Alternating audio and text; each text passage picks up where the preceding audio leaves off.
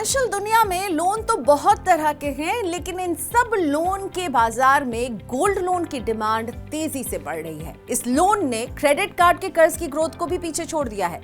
भारत में gold loan का organised market सालाना करीब 6 लाख करोड़ रुपए का है। इसमें बैंकों का हिस्सा 80% है और बाकी NBFCs यानी कि नॉन बैंकिंग फाइनेंशियल कंपनीज जो हैं, जो केवल कई तो ऐसी हैं जो केवल आपको गोल्ड पर लोन ही देती हैं, उनका कारोबार है। लेकिन बड़ा हिस्सा बैंकों के पास ही है। एक रिपोर्ट के अनुसार देश में 35% मार्केट ही ऑर्गेनाइज्ड है और इससे जो बचा हुआ बड़ा हिस्सा है यानी 65% लोन जो है वो लोकल फाइनेंसरों से लिया जाता है। आरबीआई की रिपोर्ट पर अब नजर डालिए और देखिए गोल्ड लोन की ग्रोथ कैसी रही है।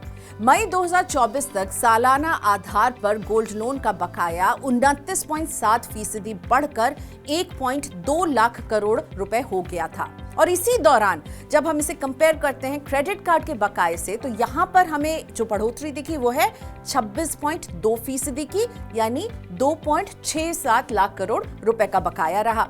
इसी अवधि में बैंकों का जो कुल कर्ज था वो 16.2% की ग्रोथ के साथ 162.30 लाख करोड़ रुपए हो गया है। इस सब में हम देख रहे हैं कि गोल्ड लोन का ग्रोथ ज्यादा बढ़ा है। गोल्ड लोन बैंकों के कुल कर्ज की तुलना में करीब दुगनी रफ्तार से बढ़ा है। गोल्ड लोन मार्केट की ये ग्रोथ आगे भी बने रहने के आसार हैं और ये स्थिति तब है जब गोल्ड की बढ़ती कीमतों के बीच केंद्रीय बैंक लगातार गोल्ड लोन की कड़ी निगरानी कर रहा है और इस कारोबार में ट्रांसपेरेंसी लाने के लिए बड़े कदम भी उठा रहा है। ऐसे में ये सवाल उठना लाजमी है कि आखिर गोल्ड लोन की डिमांड इतनी तेजी से क्यों बढ़ रही है। तो इसका एक शब्द में अगर मैं जवाब कहूँ तो वो है ईज ऑफ टेकिंग लोन। दरअसल गोल्ड लोन लेने की प्रक्रिया बहुत आसान है। कई गैर बैंकिंग फाइनेंस कंपनियां यानी NBFCs आपके घर आकर के आपको गोल्ड लोन दे देगी। गोल्ड लोन में पर्सनल लोन की तरह आपको ज्यादा पेपर वर्क भी नहीं करना पड़ता है। NBFCs गोल्ड लोन देने के लिए अब नई नई टेक्नोलॉजी भी लेकर आ रही है। एप्स हैं बहुत सारे जो आपको गोल्ड लोन मुहैया करा रहे हैं। गोल्ड की प्योरिटी और वैल्यू चंद मिनटों में पता चल जाती है, यानी ये एक सिक्योर्ड लोन हो जाता है क्योंकि आप गोल्ड गिरवी रख देते हैं। गोल्ड लोन के कारोबार में फिनटेक कंपनियों के आने से ग्राहकों को लोन बहुत जल्दी मिलने लगा है। इस तरह पैसे की जरूरत पूरी करने में गोल्ड लोन एक अच्छा और आसान ऑप्शन साबित हो रहा है। अगर आपको किसी भी तरह का लोन नहीं मिल रहा है लेकिन आपके पास गोल्ड है तो ये आपको दिला सकता है लोन। लेकिन गोल्ड लोन में कई झोल हैं, इसीलिए लोन लेने से पहले कुछ बातों का ध्यान रखें।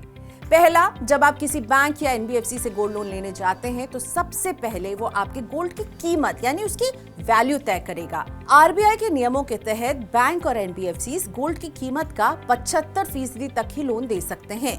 कुछ कंपनियां गोल्ड की कम कीमत तय करती है और जब कोई ग्राहक लोन नहीं चुका पाता है तो कंपनी इस गोल्ड को ऑक्शन करके फायदा उठा लेती है। इसीलिए गोल्ड लोन लेने से पहले अपने सोने की कीमत को अच्छी तरह से परखिए। सिर्फ एक कंपनी के पास जाकर ही उसकी वैल्यूएशन नहीं करवाइए, दूसरी कंपनी से एक डबल चेक करवाना भी जरूरी होता है। आजकल कई बड़े ज्वेलर गोल्ड वैल्यूएशन की फ्री में भी सुविधा दे रहे हैं।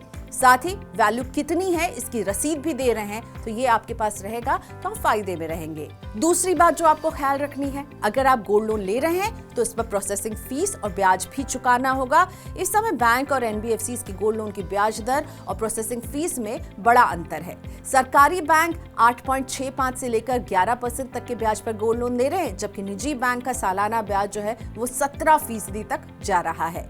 NBFCs के गोल्ड लोन की ब्याज दर वहीं 36% तक है। इसीलिए एक बार जब आप गोल्ड लोन लेने की तैयारी कर रहे हो तो ये कंपैरिजन जरूर कर लीजिएगा कि बैंक A, बैंक B और बैंक C के ब्याज में प्रोसेसिंग फीस में कितना अंतर है। ब्याज तो मैंने आपको बता दिया, और प्रोसेसिंग फीस पर भी नजर डालिए। SBI और कैनरा बैंक लोन की राशि पर 0.5% या अधिकतम 5,000 रुपए तक की प्रोसेसिंग फीस ले रहे हैं। NBFCs लोन की राशि का 1% से भी ज्यादातर प्रोसेसिंग फीस ले रही है। तो अगर आप थोड़ा होमवर्क कर लेंगे तो प्रोसेसिंग फीस और ब्याज के रूप में आप अच्छी खासी बचत कर पाएंगे।